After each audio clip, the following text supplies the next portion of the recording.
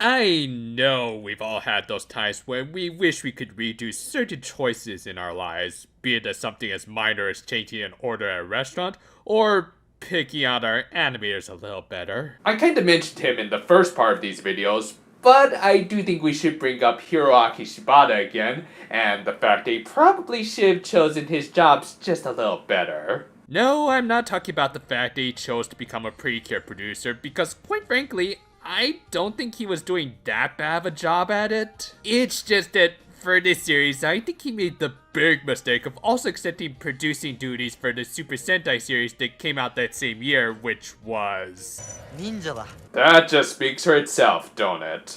Okay, for those unaware, Ninja was considered to be one of the most disastrous Sentai of recent memory, with both terrible TV ratings and toy sales. It came to the point that they had to rely on almost Gokaiger levels of guest star appearances in the hopes of spiking the ratings. With that much hoo-ha on his plate, it's understandable that he wouldn't have that much time for Precure, hence why I think this show couldn't reach its full potential.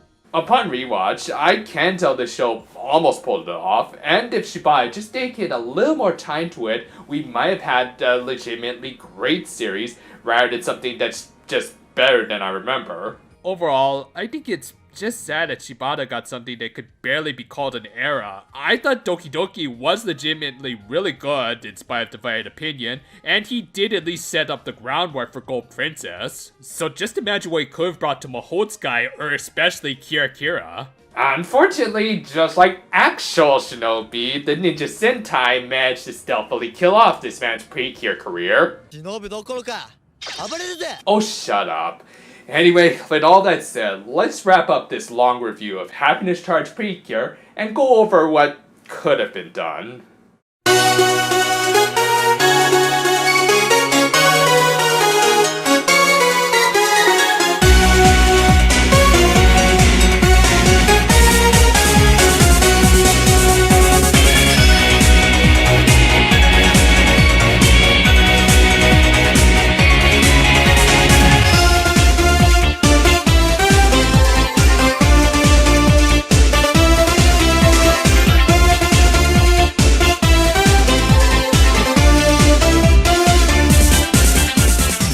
Continuing from the last episode, Maria had returned and was once again cure tender. Yeah, don't forget, Yuna managed to retrieve her mirror even after creating her own transformation trinket. Still doesn't explain why Phantom didn't destroy it when he had the chance and just destroyed Iona's original fortune cards, which, yeah, now that I bring those up, where did those come from if Blue hadn't even met her until episode 13? Regardless, Maria managed to curb stomp a bunch of generic Terabats, much to the delight of the younger team. As a result, they were naturally excited at the prospect of getting this powerhouse to join their team, not realizing that outside of maybe Q Ranger and its ridiculously huge cast, the 30s are usually the cutoff episodes for additional members. Those are $11 Rangers. Don't make me have to go over every single Super Sentai trope. But yeah, believing that they could take care of themselves, Ria decided to pull a Takashi Hongo and depart for America to help spread the Precure's international efforts. Yeah, I'll discuss this bit of huge untapped potential at the end. In any case, Iona, understandably, after just getting her sister back, wasn't keen on this idea at first and even tried to force her to stay and join the team. Now you see, this is a good story for Iona, showing how she was pretty much forced into the line of duty, and how initially she wasn't ready to take up her sister's mantle. The rest of the episode saw Iona coming to terms with her sister's departure, followed by a good, if a little awkwardly paced fight with Hoshiwa. Like, seriously Yuko, you don't have to spell everything out for us. We can clearly see for ourselves that the Terabad is blatantly showing off its weakness like a boss from a Mario game. Regardless, an overall good wrap-up episode for Yona, and a much better outing than her last Spotlight episode. Another notable development saw Hoshiwa almost getting purified again. This, along with the Oritsuki Trio's many other defeats, was followed up in the next episode. Since we were reaching the end of the series, they were given the standard bad guy ultimatum, defeat the protagonist or get the pink slip. While the villains were having a bad day, Hime was having a fun day at school, having become very popular over the course of the series, I imagine partially due to her great impersonation skills. Legit, she sounds leagues better than Kamen Rider Saga. Her school life was so good that her days off actually felt more like a disservice rather than time to recharge. Again, it's just amazing when you compare this Hime with the borderline Hikikomori from the beginning of the series. Anyway, the princess's friends weren't going to let her get lonely, so they decided to all go out for a picnic. Meanwhile, the generals were getting ready to launch their next attack. Well, this show was surprisingly ahead of its time. And in fact, I think they already got an early start on their attack because you cannot tell me these things are human. Yeah, I always love being reminded of Akira and Yukari's creepy fan clubs. Though seriously, they did launch an admittedly impressive attack on the entire town with a triple summoning animation. Nice. It's just too bad their follow-up wasn't all that great, as in spite of again having a whole town's worth of terror bads, the Happiness Charge team managed to mull their way through all of the baddies. Thus, in spite of some excellent animation, making for a very visually appealing Precure Musou fight complete with more Super Robot references. I can't really say I was all that engaged in this because, and let's be honest here, this trio has been mostly irrelevant throughout this entire series. Sure, they were kind of a challenge to this team back when it was just Hime and Megumi, but after Yuko joined, they haven't really put up that much of a challenge and have mostly played second fiddle to Phantom. As a result, I do have to say, they fall really short of a certain other much better villain faction from the past, but again, more on that at the end. Point is, without some strongly booked villains, this whole fight feels more like a John Cena beatdown. Kind of cool to look at, but not all that engaging from a storytelling standpoint. Ruthless aggression! It certainly doesn't make the villains look great when even the fairies can tank their attacks. Anyway, the obvious point of this fight was to show that the team was ready to make their way to the final dungeon, where even the final boss was ready to throw down. They purified their town, but I think they missed these two little abnormalities. However, that victory was quickly negated as we entered into the endgame for this series, with Mirage reiterating her opening lines from the very first episode, before casting a Terabad spell on the entire planet. Boy. That escalated quickly. At the same time, Phantom was having second thoughts about his master kind of going off the deep end just because Kakashi here was egging her on. The Precure, through the words of their real leader, decided to make their way to the Phantom Empire-occupied Blue Sky Kingdom. And once again, the animation here was just great, showing off how the Dresser and their own level grinding had negated the Empire's debuffing spells. They literally plowed their way through the grunts, but a mysterious fog ended up splitting up the team. Yuko was the first to find her way out of the cloudy maze, but ended up in front of her villainous boy toy. This led into, honestly, my favorite evil general fight of the series, as not only did it involve my second favorite cure and my overall favorite villain of the show, but unlike the trio, who will get their turns in the next episode, these two have actual history with one another, making for a very engaging and dramatic clash of ideals. Yuko, the simple yet highly dedicated cure who wanted to serve her good food to everyone, versus Phantom, the equally dedicated soldier solely to his one master. On the surface, these two might seem like total opposites, but had equal dedication to their respective mission statements. However, one of them wanted to make everyone happy, including the enemy in front of her.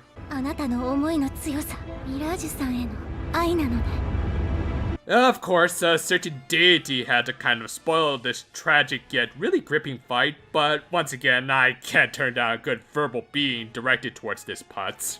Mirage Oh yeah, I'm totally saving this as a stock clip for future reviews. We unfortunately didn't get another good blue KO, but whatever. Yuko recovered after realizing the path Mirage was currently going down would only lead to more misery for both her and Phantom. She also managed to purify him by herself, but Deep Mirror returned for one last little bit of corruption. Luckily, her teammates finally managed to find her, and after Iona wrapped up their rivalry, yeah, don't worry, I kind of forgot this was a thing too, they purified Phantom through the power of J-pop that quite frankly wasn't quite as movie as Yuko's solo performance, but whatever, he was purified, and with that, revealed his true form as a... This franchise has a worryingly unhealthy obsession with furries.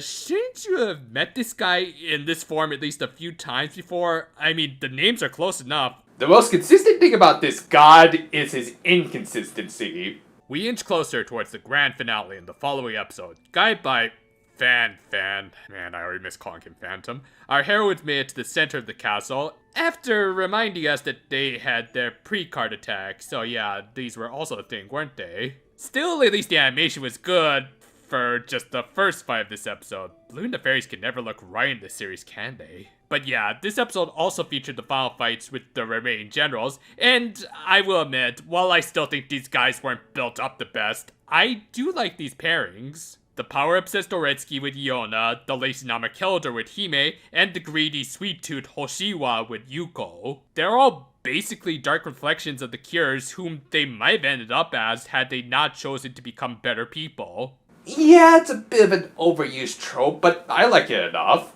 As for Megumi, her dark reflection was of course her boss's ex. Though before we get there, these fights...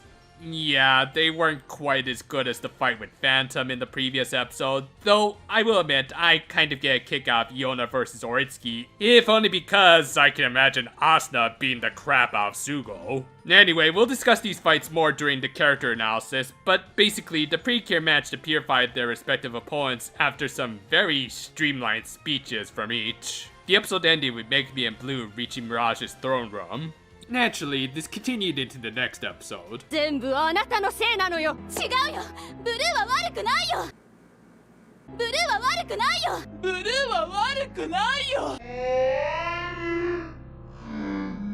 Will!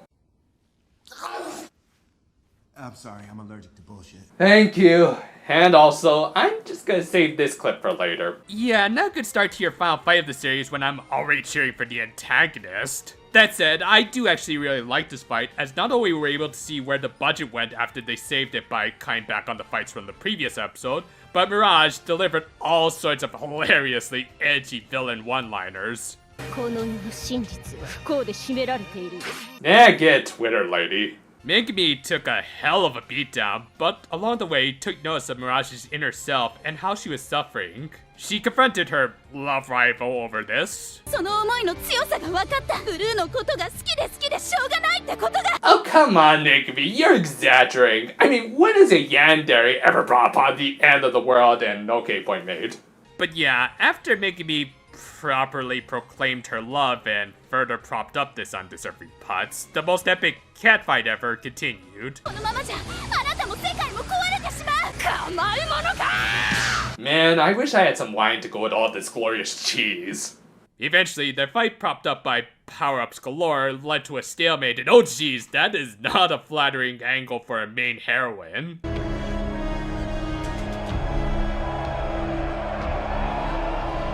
You have to use a light touch with your panel liners, or else it's not going to look right. Anyway, her team soon joined in for one last group purification through the power of music and some light Yuri. Hey, when her ex was this guy, it's hard to blame her. With that, the Blue Sky Kingdom was finally taken back, the human world was restored, all the captured Precure were freed, and these two were reunited.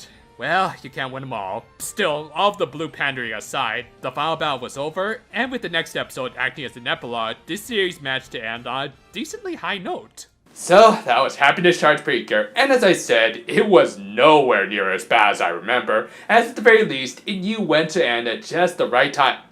What do you mean we still got 5 more episodes?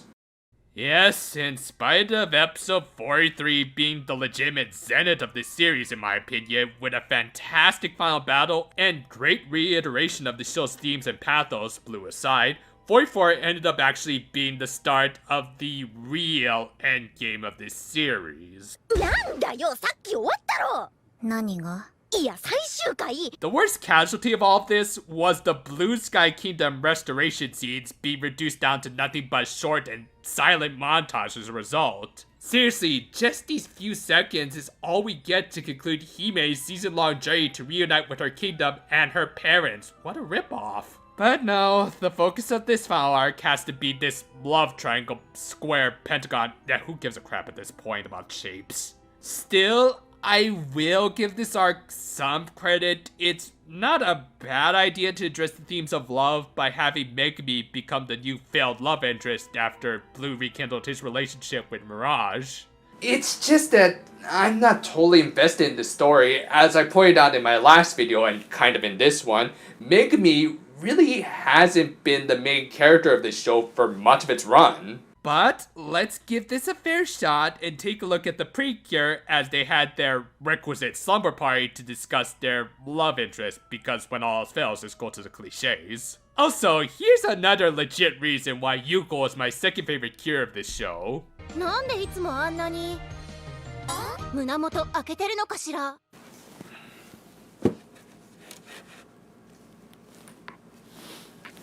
Thank you! Someone finally said it! Also, ow!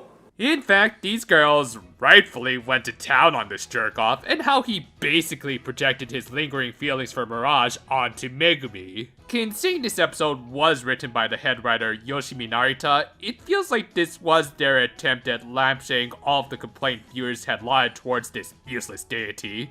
Which, okay, nice thought and everything, but just having a comedically self-aware scene like this doesn't exactly fix how awful of a character he has been, especially considering how you're just gonna further prop him up a few episodes after this. Still, while Megumi had every right to do this to the guy,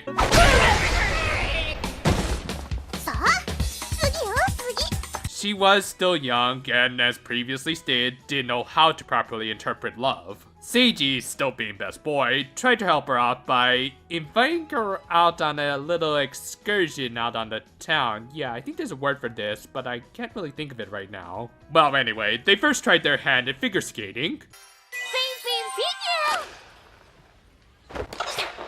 Somewhere, I think I can hear Homari screaming hacks.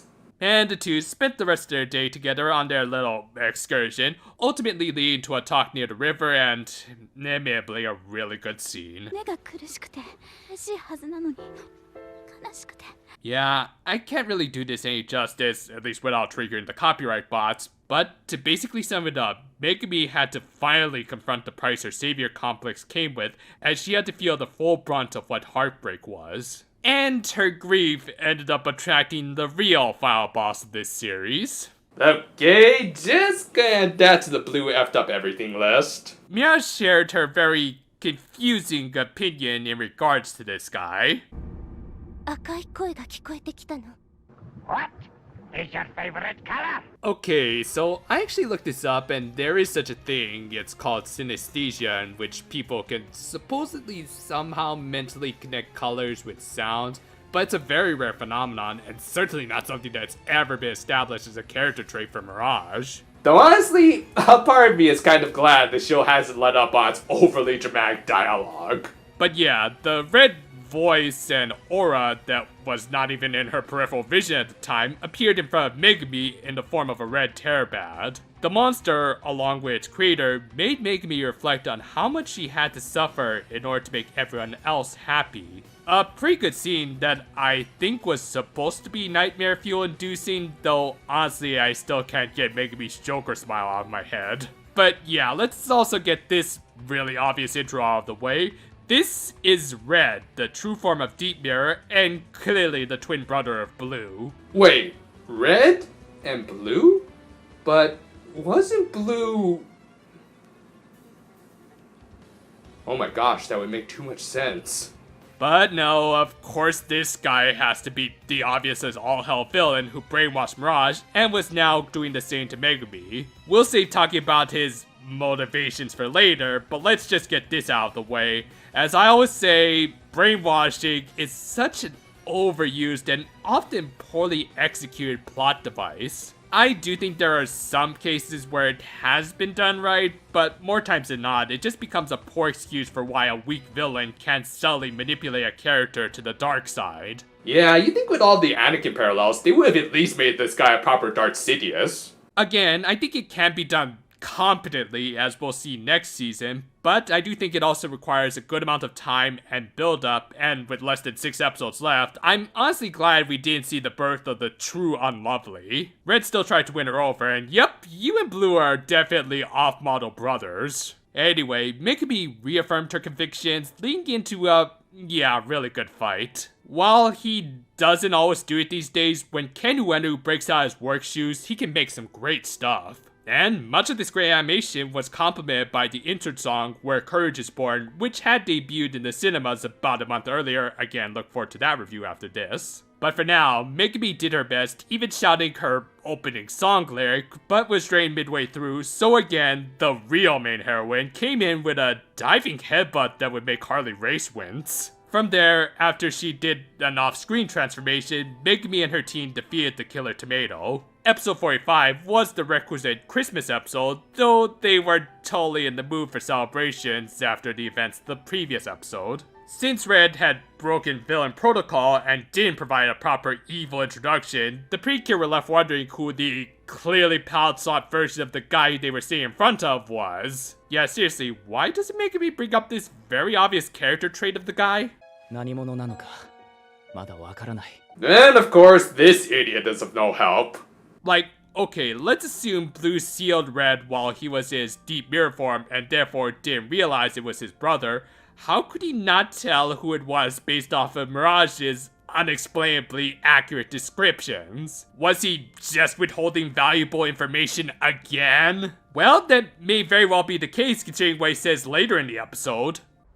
やはりあなたでしたか And you know, considering that he was also a god, maybe you should have had these girls be on high alert just in case something really bad happens by the end of this episode. Then again, maybe I'm just being overly paranoid. I mean, when has anything bad ever happened during a Christmas episode in this franchise? Besides that. Okay, maybe you guys should consider enlisting the help of Santa, be it the fat guy or the reindeer alien. This franchise is kind of weird.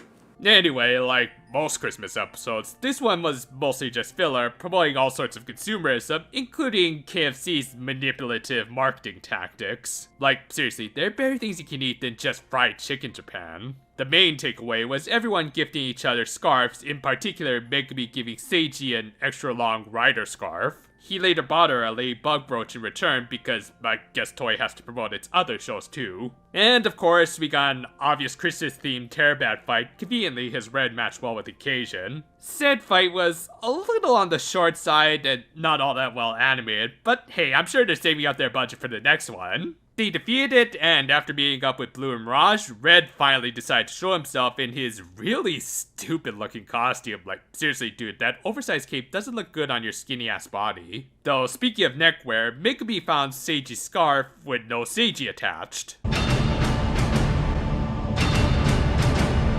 Well, we're boned. But yeah, we got some more forced brainwashing, and you know, the fact that Red decided to dress up this teenage boy in leather pretty much confirms the creeper factor is genetic. Still, as I said, we can at least look forward to a well-animated fight. Oh, never mind, this is a Hoshino episode. Seriously, one of your most important climactic fights of the season, and you leave it in the hands of a clog who can't even keep his characters on model in the same shot? Now, to be fair, this wasn't his worst animation. It was actually kind of smooth at times, and I'll admit, this one scene where we get to see just the outlines of the Cures versus evil Seiji is actually fairly well done, most likely because we can't see their faces go off model, but still, credit where it's due. Doesn't excuse the laziness in basically copy-pasting the same expression on all of the Cures and all of the animation errors. Like, where the heck is the rest of Hime's body here? Still, let us all count our stars that this will be Hoshino's last director job for this franchise. Anyway, with that last animation rant out of the way, Seiji had been brainwashed by the Edge God here and his incredibly repetitive dialogue. Yeah, more on this in a little bit. But yeah, considering Seiji was already strong in his base form, he became nigh invincible thanks to the Crystal of Hatred that had been fueled by his constantly being neglected by Megumi and her pursuits of that blue chest cleavage. Yeah, hey, can we get that clip from last time? I also used that as my ringtone.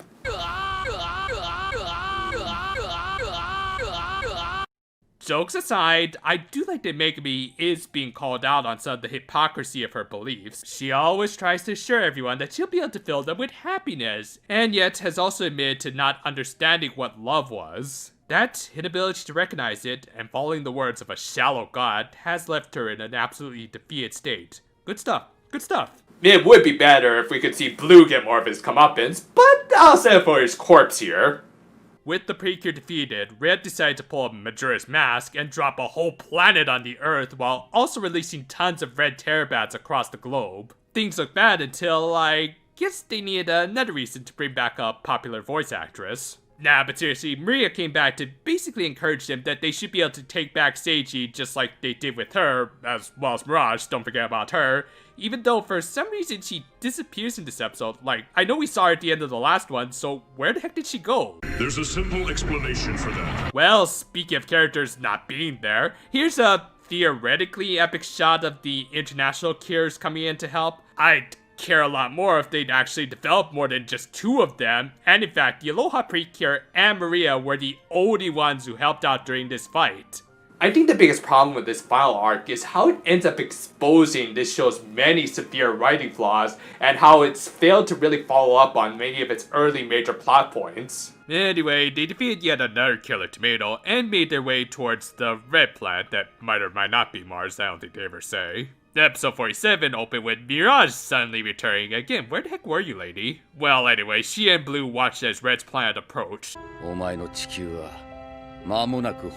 Pretty sure at that distance, you should already be experiencing apocalyptic destruction due to the gravitational pulls. Gravity of your planet will create earthquakes, tidal waves. Second time I had to use that clip, and do have to admit that even Star Twinkle got this right, as planet Yuma was a good distance away from the Earth. Well, physics that even a cartoon from the 80s got right aside, the Happiness Charge team had arrived and engaged Seiji in a not well animated fight, but not a bad one either.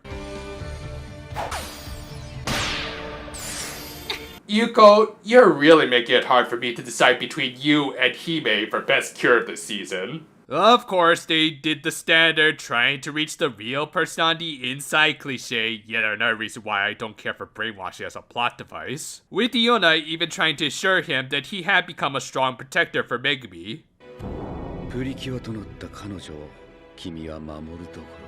In short, you can blame Toy for your diminished role. Got some toys! The fight eventually led to an admittedly awesome climax with Megumi punching the crystal and Seiji all the way back down to the planet. Though, just imagine if that had broken along the way and Seiji had no protection against the impact. However, if anything, Red was a slightly more competent god than his brother and made the crystal not so easily destroyable outside of plot reasoning. Said reasoning came from Megumi with yet another good thing I do have to praise about this finale. To her credit, Megumi is now officially surpassed God, and not just because he's a worthless putz, but also because she can now accept all of Seiji's feelings for her and the Precure, good or bad, and not just seal it all away in a box. This led into a really good climactic fight, aside from the commentary provided by these platitude-spewing gods, and eventually Megumi managed to reach Seiji.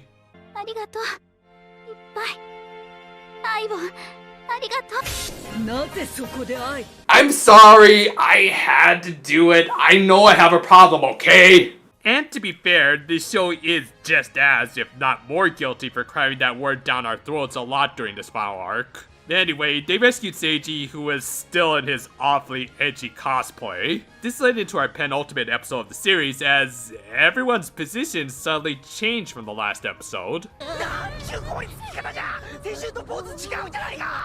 Thankfully, Red at least got rid of his stupid oversized cape, leading into another great fight with the Happiness Charge team, as the Innocent Form song even played. It's a really good old time, just as long as you ignore the constantly off-model faces and repetitive dialogue. But still, with the power of teamwork, they finally defeated the evil god and ended the series on a fittingly epic high note. Of course not. Yeah, people complain about the series taking too much from Hardcatch, though honestly I wish they had taken just a little more, at least from the epic climax, but nope, this was yet another case where the pink solos the final fight. Because that's never a controversial twist now, is it? But before we get there, let's learn Red's really dumb and disappointing motives for all of this. As it turned out, the planet they had been fighting on had indeed once been populated and full of life. In fact, Red had overseen it all as its god, but for reasons I explain, all life on it eventually died out. Judging by his words, it seemed like it was just an inevitable fate due to finite resources. A tragic, but really inescapable truth of any inhabited planet. It doesn't excuse his overusage of the edgelord speeches every other minute, but okay, so why did he have it out for Blue and the Earth? Did Blue somehow accelerate the extinction process? Or maybe the people of his planet migrated to Earth, making him feel like his brother had stolen his loved ones, paralleling the current love triangle going on? Well, no, that would actually be kind of clever writing. Yet also, we can't go against this clip. So, what do we get instead? 地球が青いからだ。俺が守る星はブルーにも同じ絶望。 Yep, for all of the hot air he's been spouting about love being pointless throughout this series, and especially during this final arc where he kept saying the same thing over and over again, Red's only motivation for all of this was out of pure envy. Blue, and by extension the Earth, did absolutely nothing wrong to this guy. He was just salty as all hell. Look, I do honestly like elements of this final arc, but man, do both of these idiot deities drag it all down. I get what they're trying to do here, basically deliver the message that while love is fleeting, we should still appreciate even the small amount of time we manage to spend with our loved ones, and even find some solace in that. But it's just that the execution here was handled so poorly. First, they overplayed their hand by having Red constantly bring up his nihilistic viewpoints, as not only did it get incredibly repetitive, but also gave us the expectation that he had some sort of significant reasoning for all of his actions, but nope, just really jelly that his brother's planet was doing better than his. They likely did this because, secondly, these revelations are coming really late into the series, and thus it's kind of hard for us to develop any sort of significant attachment to this plot point. I mean, they clearly want us to feel bad for this guy because, spoilers, he's gonna get redeemed by the end, but trying to bash that idea into our heads isn't going to help anything. They might have been able to pull this off if, as I said, they somehow tied the planet Red's downfall to the Earth, thus giving us a sense that our little planet's happiness was derived from the unhappiness of another, again, strongly tying back to this show's themes. In general, Red's motivations just feel so forced and even kind of divorced from the show's themes and lore that it's kind of hard to get invested in it at all. Anyway, Red proved again that these two are definitely brothers, and yeah, that's unnecessarily dark. But thankfully Megumi was done with creepers, and after getting a power boost from all of the Precure of this show, don't know about the All-Stars, she transformed into her true ultimate form, ignoring the movies and such. Thus, we entered into our final episode, where thankfully everyone was back on model, and we legit got one of the best looking fights of the entire franchise, with excellent choreography and play of epic set pieces. I won't call it the overall best because, again, I've grown so tired of this edgelord god at this point, and personally can't stand that two of my favorite characters have been reduced down to bath towel cheerleaders. But as a pure spectacle, it is unquestionably amazing. Megumi, of course, won out in the end by telling this idiot to get over his angst, and also by possibly breaking his fingers by the looks of it.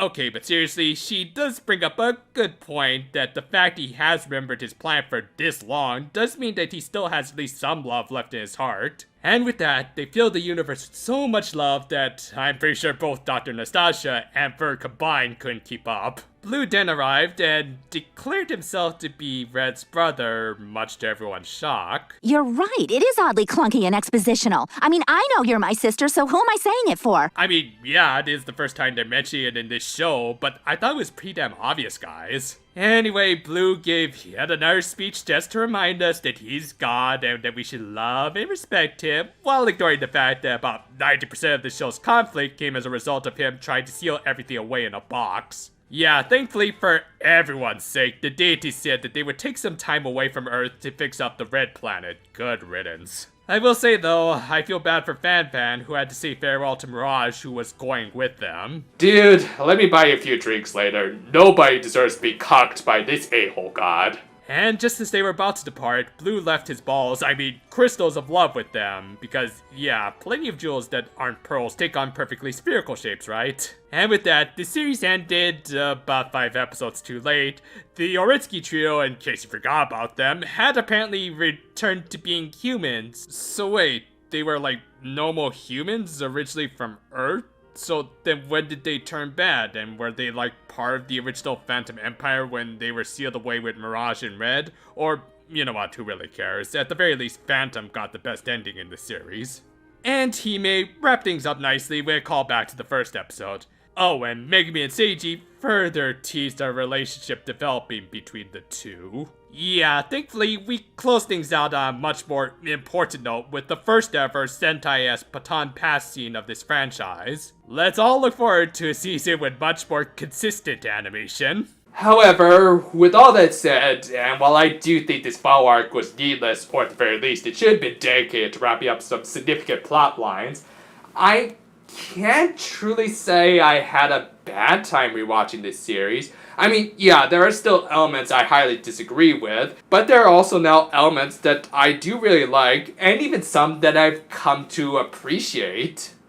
Back when I originally saw this series, I probably did set my expectations a little too high. I was just starting to really get into this franchise, and after a very enjoyable series like Doki Doki, I was hoping for a great anniversary show, which they seem to be promoting this as, which, yeah, might be a case of false advertising. Though again, through the power of hindsight, I think we should just keep that kind of stuff to the spring movies. Still, there was indeed a lot of untapped potential here in the form of many aborted plot lines. Arguably, one of the most damning of these were the international cures, aka the League of Jobbers. As I said, I suspect this was a possible consequence of not having Shibata around to organize stuff like voice actors, as well as producing proper location shots, hence why I think the one international cure episode we got had the setting be frozen over for almost the entire episode. But yeah, while I appreciate Hawaii garnering more than just a shot of the airport, I don't think it can be argued that as a concept, the IC were wasted and turned into nothing but fodder for Phantom, as opposed to something that actually could have justified this as a milestone celebration showing off the franchise's global appeal without even need to bring in the All-Stars. The very idea of a whole network of Precure all over the world could have led to some very interesting intrigue and action, kind of like what they did with certain other toy property that also gets overhated in my opinion. And I'm not saying they should have upstaged the core 4 of the show, but they could have at least have given them a few more episodes, which probably would have been something like the Aloha Cures episode. A good idea some of my commenters have suggested is that they could have used these episodes to help acquire new pre-cards, sort of like the greater powers of the Gokaiger. Certainly it would have given at least a little more meaning to Hime's macadamia nut dance if she had actually gone to the factory near my hometown.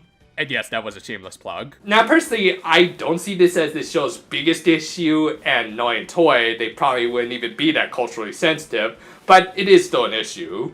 What I do see as one of the biggest issues as far as the board arcs are concerned is pretty much everything having to do with the pre-cards. Not only are they highly underutilized as form changes mostly just regulated to AoE attacks, but also the wish element to them was completely wasted. Though, personally, I'm not totally against the first wish they made with them. It still provided us with a great scene between Iona and Hime, showing off the selfless nature of the two. And sure, while Iona probably could have made a much more effective wish to taking down the Empire than just asking for a new transformation trinket they could sell, it could also be argued that she was desperate and not thinking straight at least. And if they just properly built up to how difficult it would be to collect all of the cards, it could have led to some good drama built around the conflict of interest between the Cures, which they did seem to be hinting at initially. But nope, pretty much everything just resolved itself, and yet they still kept giving them a ton of cards, with most of them just acting as some cheap cosplay, as well as to sell IRL with some slightly manipulative tactics like promising wishes and all that. But then again, I'm sure Toy would never try to do something so deceitful. Would I lie? This is on top of them having the shiny make dresser, which ended up suddenly and completely replacing the cards as the big MacGuffin of the show. Kinda makes the first half feel a little pointless, don't it? I did say I liked this series more than I originally did, right? Well, yeah, because those failed story beats aside, and the final arc, which we will discuss more once we get to the character analysis, there was some good storytelling here. I liked how early on they built up to how they required level grinding in order to stand a chance in the Blue Sky Kingdom, kind of using an old JRPG trick of putting them up against an unbeatable opponent. And some of the drama between our main characters in the first half of the show was handled really well. I think what really helped this show, even during its less engaging second half, was the sort of self-aware yet still kind of serious tone they were going for. In a sense, this show could be seen as a sort of combination of Smile's very episodic and often full-on parody tone, and Doki Doki's more serialized structure. And while I would prefer one or the other rather than a combination of the two, I can appreciate what they were going for here, and unlike other series, it never felt like they were overstepping their bounds, except for again, maybe at the end, though again we'll discuss that more in just a bit. Regardless, by not taking itself too seriously, while still trying to tell a competent story, it led to a fairly engaging little tale of trying to save the world from a yandere and an edgelord. Yeah, just saying that out loud makes it so that I can't really get that upset at some of the weaker story beats. On the technical side of things though, things are a lot easier to distinguish what's good and bad. For starters, while he's not my favorite composer of this franchise, that honor goes to Yasuharu Takanashi, Hiroshi Takakaki is still a great composer, and since this was his second series, he was starting to come into his own with some well-varied OSTs. Personal favorite tracks here included Invincible Precure, Precure in a Pinch, and Precure Happiness Big Bang.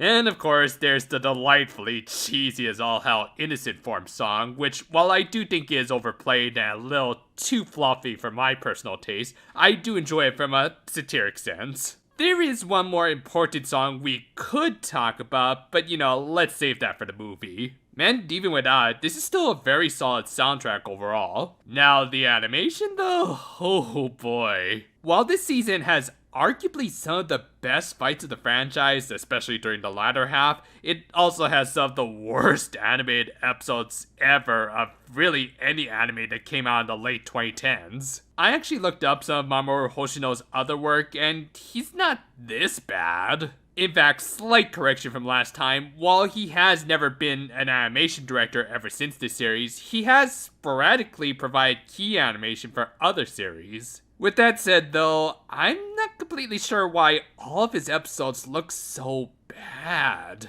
Then again, even in some of the better episodes that weren't animated by him, everyone looked kind of off-model at points, especially the fairies and the gods. Perhaps the biggest issue for this whole show was there not being enough quality control, another thing a producer like Shibata should be assuring. Now, I won't lie, I personally got a good laugh out of how bad it got at times, but yeah, objectively, I also have to say, wow, did they drop the ball at times. Again, it is somewhat balanced out by having some of the best fights of the franchise, personal favorites being of course the fights with Unlovely and Queen Mirage. But considering what's coming up, I'm glad they at least learned their lesson. But now, let's get into what I think is the most important aspect of any Precure series, the characters. As usual, we'll start off with the villains, or more specifically, the Oretsky trio, whom are okay, I guess. I mean, I won't call them the worst villain trio of this franchise, as at the very least, they didn't annoy me for the most part,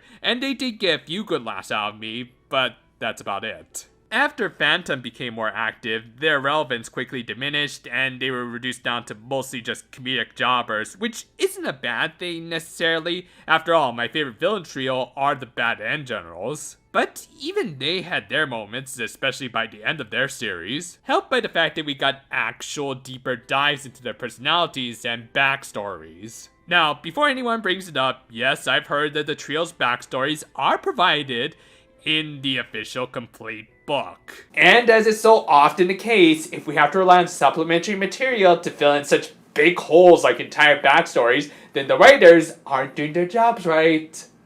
If you have the time to include a one-off villain whom we don't even learn the ultimate fate of, then you have enough time to develop your actual villains of the show. Still, they did at least fulfill a purpose in this show, as I mentioned, by acting as foils to the Cure's Sans Megami. Each of them basically represented an antithesis to each of the Cure's arcs through their pride, greed, and slovenliness. Yeah, I think they might have also been going for a 7 Deadly Sins motif, though it wasn't pulled off nearly as well as their immediate predecessors. Regardless, they did manage to prop up the Precure with stuff like good speeches that challenged their morals and principles. It just kind of came at the cost of not giving them much development in return. Oritsky did manage to slip in a little development for himself, probably because he had become the most popular member of this trio, thanks to a criminally underutilized Takahito Koyasu performance, and the fact that unlike his two cohorts, whom by their established nature could show a lot of intense emotion, he was able to go full on ham and express all of his feelings. They all might have gotten more development if they had been allowed to participate in the final arc, but nope, they had to give more time to this idiot. As a result, while I do find these guys entertaining and do think they at least serve the purpose in the show, they're also a little on the forgettable side since they weren't allowed to stand out. Queen Mirage is a good example of why I don't like brainwashing, as really, I can't say much about this character as a result. She's pretty one note for most of the series during and even after her time as the main antagonist. Understandable for the former, as she had been basically programmed to repeat Red's nihilistic beliefs over and over again. There were some moments that we could interpret as the real Mirage coming out, mostly with her yandere scenes, which are both ironically funny and also portray her at her most intimidating.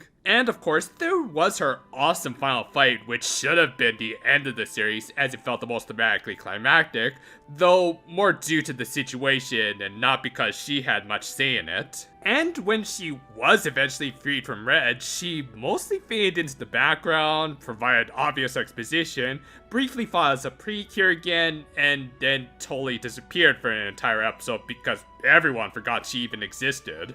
Really, I feel the most sympathy towards this character as she was the biggest victim of the gods. She was implied to have been locked away for millennia, had little control of her own faculties for the majority of the show, and when she was finally released, she only spent like a few weeks back on Earth before going off with her lover and brother-in-law in order to fix their problems. If Mirage was meant to be a cautionary tale about how love was all about suffering, then, well, mission accomplished. For now, her entire life was just revolving around these two idiots. Conversely, my favorite villain, Phantom, is a good example of how a light amount of brainwashing can be acceptable, as a lot of what he did was implied to be by his own volition. Red might have amplified his rage, but otherwise, he wasn't a total puppet like his master. As a result, we were able to see a lot more of his raw emotions deriving from his very justifiable hatred towards Blue, and possibly towards himself for not preventing Mirage from falling as far as she had. We could even theorize that perhaps all that stuff he said to Megami as unlovely was how he saw Mirage originally fall, and also might have been his attempt to create another Queen Mirage in order to justify in his own mind the idea that Precure falling to the dark side was an inevitability, kind of like a certain other magical girl series. Through Yuko, he did see the error of his ways as someone who is a total sweetheart like her would never fall to the dark side, and began to believe he could even save his master. And at the end of the series, he chose to stay on Earth, claiming he was going to help defend it. But let's be honest here, he kind of outgrew Mirage, considering that she did become a total devotee to a couple of false idols. All of this, combined with some awesome designs across the board, minus maybe his fairy form, but that's more of an issue of this season's fairy designs in general. And you've got one of the best Precure villains in general. Can't say the same thing about the real big bad of this series. Now, credit where it's due, as Deep Mirror, Red was actually kind of an interesting villain, clearly coming off as the true puppet master of everything with his really creepy demeanor and manipulative tactics. However, once he took over as the final boss of the show, everything went south. He became one of the most well-known villains since Mobius, who at least had the justification that he was a computer, and even he didn't copy-paste his speeches as much as this guy. Everything he said for the last 6 episodes of the show was basically, love is pointless, hatred is the true power, Palpatine is my husbando. Okay, maybe not that last one, but you get the idea. His dialogue just got so repetitive so quickly that I think even his voice actor, Kazuhiko Inoue, grew bored of voicing him, and his usual cool cadence started to fade as the show went on. I might have actually felt a little bad for him losing his planet if they hadn't turned him into a total over-the-top villain. As is, he was just not at all an interesting villain, especially when we only got his backstory during the penultimate episode of the series. Really, about the only positive thing I could say about him is, at least he wasn't as bad as his brother. Moving on to the side characters, we have both of the fairy partners, Ribbon and Glassond, who were there. Yeah, I don't really have much to say about them, other than I didn't care for their overly toyic designs, and the fact that there was rarely a scene when they weren't off-model. Ribbon had like one spotlight episode very early into the series where she grew tired of Hime's brightness, and that's about it. She didn't play any big part in Hime's development, and just provided exposition in her really shrill voice. Though at least she got more than Glassond, who got no spotlight episodes and was just a tomboy for no particular reason. She might have been originally Maria's partner, but then she didn't have any real reactions when she became Dark Tender or when she said she was leaving the country. No surprise! So, yeah, all in all, these fairies were a total wash. And besides, if I wanted a good glass on, I would go with this guy. At least he makes me laugh, especially the live action version of him.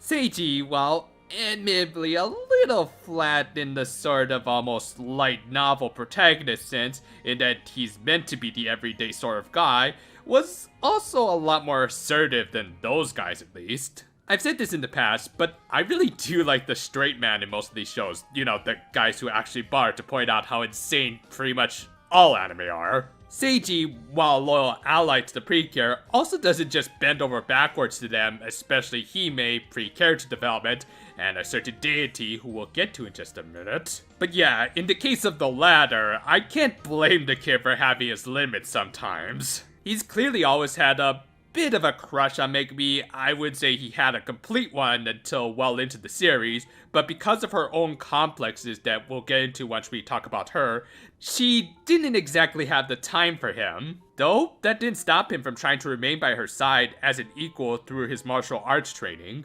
However, by the time his hormones did start to kick in and he realized he had developed a crush for Megumi, not only had she amassed strength that he could never hope to naturally amass himself, but she had also fallen into a very unhealthy relationship, shall we say.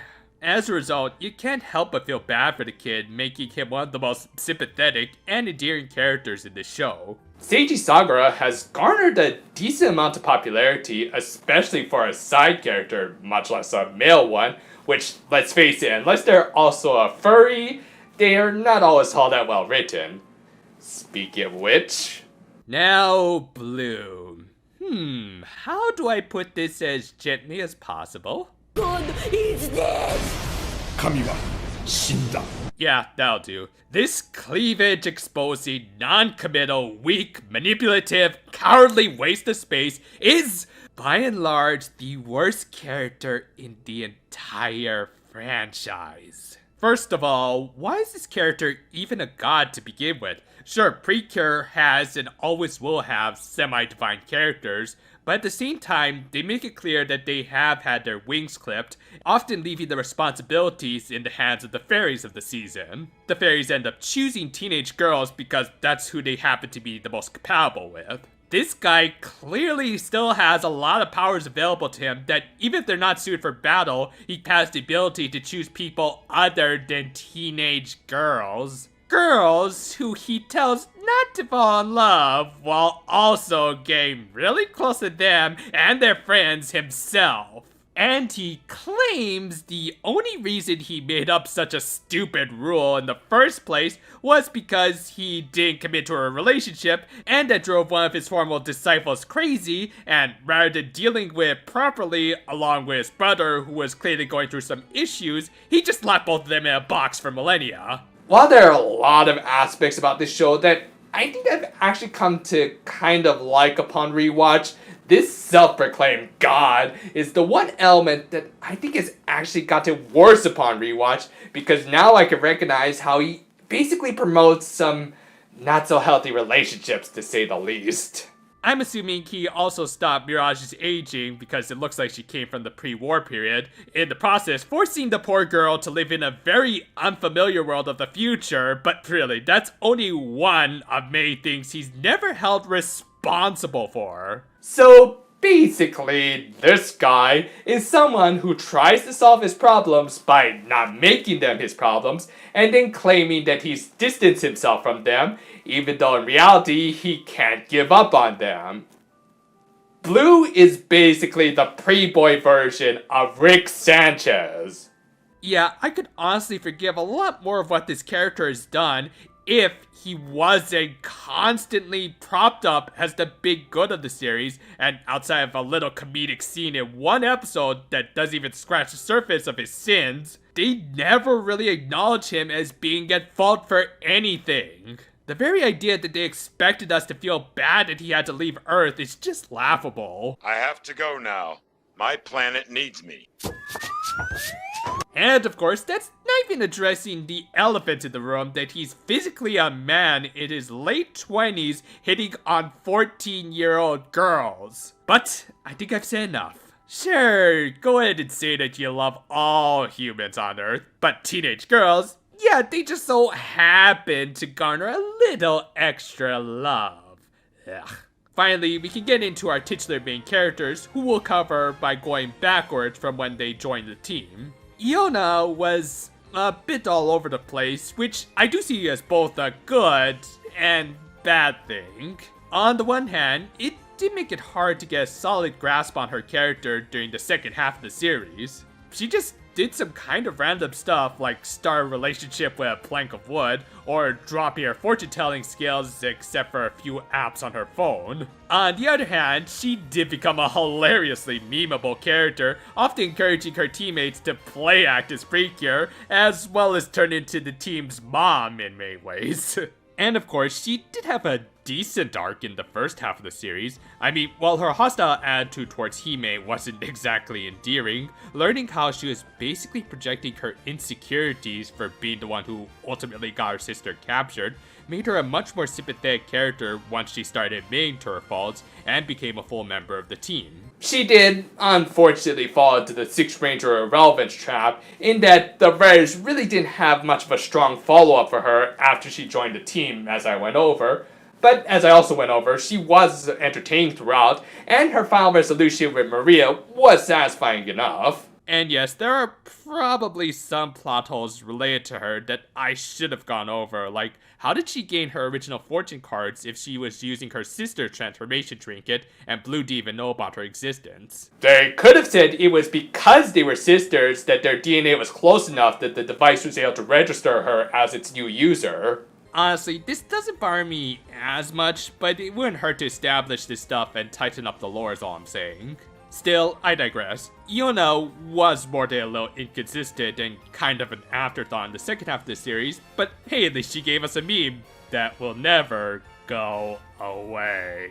Next up is Yuko, who perfectly lives up to her Precure name. Sweet, and yet has a lot more health benefits than just plain old sugar. Was I going somewhere with this? Well, Yeah, this girl, in spite of her very obtuse methods of making a debut, is probably the most sincere cure of this cast. While she's likely aware that she can change the world with it, having experienced the joy of giving a little dog a small bit of comfort in his final days through her cooking gave Yuko a strong purpose in life. After all, it's a universal fact that every living animal requires food, so there's always going to be a demand for it.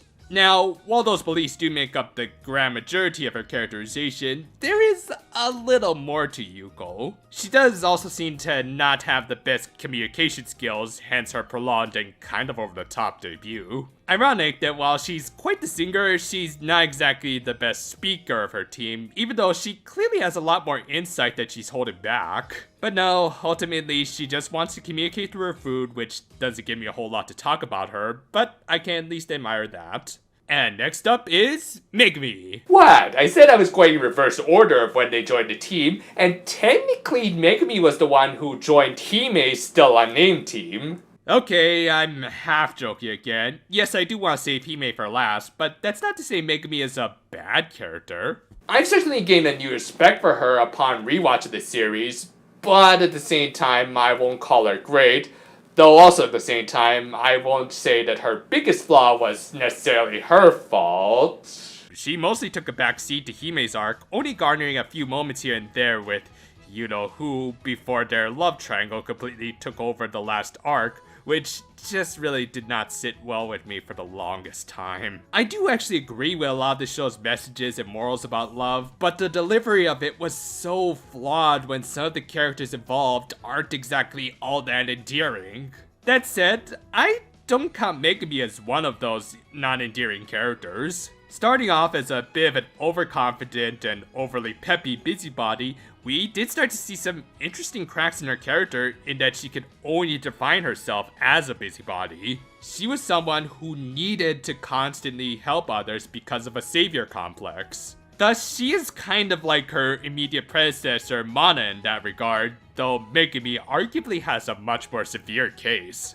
Now, while Mana will ignore her physical limitations and thus tend to overexert herself, Megumi does at least seem to be aware of her limits, and she doesn't seem to actively take jobs she knows she can't handle. That said, Mana can be talked into just letting others handle things for her, while Megumi won't ever let up unless she's physically forced to. The worst case of this came near the end of the series when she learned her sick mother no longer needed her aid. Putting aside the fact that this was a part of one of the biggest aborted arcs of the show, it did at least work in the context of Megumi's arc. Her whole identity was based around helping others, especially her mother. However, with all of her heroic commitments either completed or self-resolved, she was left devastated. Back in my Doki Doki review, I compared Mana with Saber from Fate Stay Night, so for Megumi, I think I would compare her with the master, Shiro Emiya.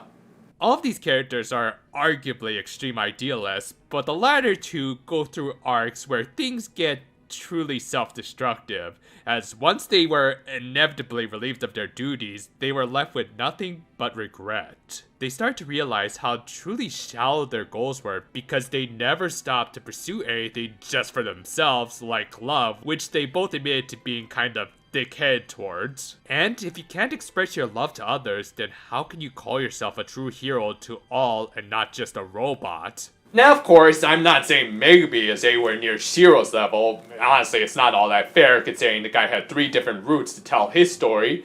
But at the same time, Megumi could have also stood to learn at least a few more lessons. I point out several moments of her lacking development, like her not learning how to respect other people's feelings and needs, like in the Rocket Girl episode, or when she tried to help set up 2 parties meant for her. As a result, her arc felt a little incomplete, as she basically needed an evil sage to drill that idea into her head during the climax of the series. If they really wanted to go this route, they really needed to have her go through a little more self-reflection, like through encountering a certain evil foil. After all, Shiro wouldn't be nearly as great a character if he didn't have Archer to work off of. So why not make Unlovely more than just a one-off? The amount of doujinshi this character got proved that there was a demand for her. Not the safest for work demand, but demand nonetheless. As a result, for someone who was supposed to be the main character of the show, she didn't quite get as much development as she needed. Then again, maybe she shouldn't have been kind of forced into the main character position. I've heard theories that they may have actually wanted to break a little tradition by having a blue be the leader of a team. But then they defaulted back to tradition and it made for a very jarring shift. Honestly, while I did have my issues with her here and there, I had no significant problems with Megumi when she was basically in the passenger seat for much of the series, while her sky-colored friend received most of the focus. And I do think she could have gone through a similar arc about discovering love and everything, but I think it should have been condensed down a lot more. They could have trimmed a lot of the overly dramatic love triangle stuff and a little bit of the red stuff that we'll get to in a bit. Whatever the case, it would lead to a lot less blue, which I think would benefit everyone. And in the end, if there are lower expectations for a character like them being treated as a secondary main character, there's at least less to be disappointed by. As is, I don't think Megumi will ever be one of my favorite pinks, but I also don't blame her for that like I do others. The character herself wasn't bad. The scenarios she was forced into were. And in the end, of all things in the show that I think deserve vindication, I think the semi-Emiya deserves a little more recognition. All that said though, let's get into the element of the show that has legitimately remained my favorite, and even more so now I think, Hime. I just love this character and the development she went through. Heck, even before any development, she was just a delightfully awful piece of human garbage. They clearly modeled her after your typical hikikomori, which, yeah, is not exactly subject matter that most kids are familiar with, but they can still find her entertaining and relatable. Exaggerate or not, who hasn't kind of acted like this on their first day at school? And as the series progressed, we did see her make a more proper school debut and even make a healthy circle of friends. In general, Hime just had so many great moments in the first half of the series, with her reconciliation with Yona being one of my favorite arcs of the entire franchise. Most of all, what I think made her the most endearing character of the show was the fact that she had the biggest stakes going in. Not to downplay Yona's journey to save her sister that much, but let's face it, Hime for most of the series stood the most to lose if they failed. Even if she had been manipulated, her kingdom, including her friends and family, were all trapped in fates worse than death because of her. Just seeing her coming to grips with those facts made for some of the best and most gripping drama in the show. And yet, in spite of all that hardship, she not only became a better person, but progressively one of the best balanced fighters, with all of her formerly worthless attacks slowly but noticeably improving, with even her stances and expressions reflecting this. Now that is some great visual storytelling right there. Now I realize the very existence of this character does end up bringing a lot of comparisons with Heartcatch. But honestly, I don't think it's fair to compare Erika and Hime. Yes, both are untraditional blues with motor mouths, who kind of go through some coming-of-age stories, but Hime went through some unique challenges all her own. For her, it was all about overcoming some horrible experiences and opening up to others and hopefully guide her through the difficult times. That to me is such a great and wholesome message that I really do wish this series had just ended in the Blue Sky Kingdom. They could still do a bit of the build towards Megumi's love triangle and everything, and hint towards the existence of Red, and then just do all of the final battles in the Blue Sky Kingdom, including the final one with Red, who could come out as the surprise final boss, and then they could all fight him, not just Megumi. And this way, they could also end on a shot like this, which to me is just so much more satisfying than shoving more of this harbinger of bad relationships down our throats. Hime's journey to restore her kingdom was the thing that held my interest throughout the series, and while what we actually got afterwards wasn't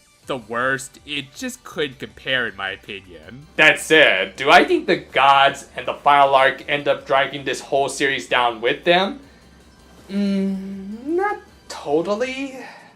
Yes, I ultimately thought it was a little unnecessary, but it wasn't without merit, and the show up until that point wasn't a bad mixture of story and dumb fun. We had some hilarious and almost full-on satiric writing from Naita and Tanaka, along with some decent world building. I especially loved how the season's cures had movesets that included attacks that looked like constructs from DC's Lantern Corps. Combine that with some super robot references, and you can at least get a smile on my face. When it altered between fun and serious like this, it was a good time. However, once we got closer to the end, many of the show's slip-ups started to become more apparent. Many of the villains and the B-team superheroines had been severely underdeveloped. In fact, a lot of the plot lines were left unresolved, likely due to producer Shibata's absence. And the theme of love conquering nihilism made things a little too melodramatic at times. I mean, it certainly isn't a bad theme to highlight, but they probably chose the worst deities to deliver the message. In the end, I would say this show was an undeniable mess at times, but at the same time, it was at least a fun mess, which after reviewing some more recent series, I definitely would pick this show 6 Ways to Sunday over them. And if anything, this show does teach us that sometimes it's all about perspective. We can find pleasure in just about anything, and maybe even find some new love in the process. Just don't find love like blue, because no one should be a blue. Sorry this video ended up taking a little longer than the others. Healing Good just had to go and start airing again. Nah, but seriously, I do enjoy being able to do weekly reviews as well as these longer reviews like I used to. I just like having a routine. Obviously, we still got the series movie to review, but I also do hope that you guys keep up with my weekly Healing Good videos. Those are actually the most fun to make for me. Mostly because they involve a lot less editing. But anyway, look forward to them, and until then though, farewell for that my friends, and yeah, I might have to address that next time.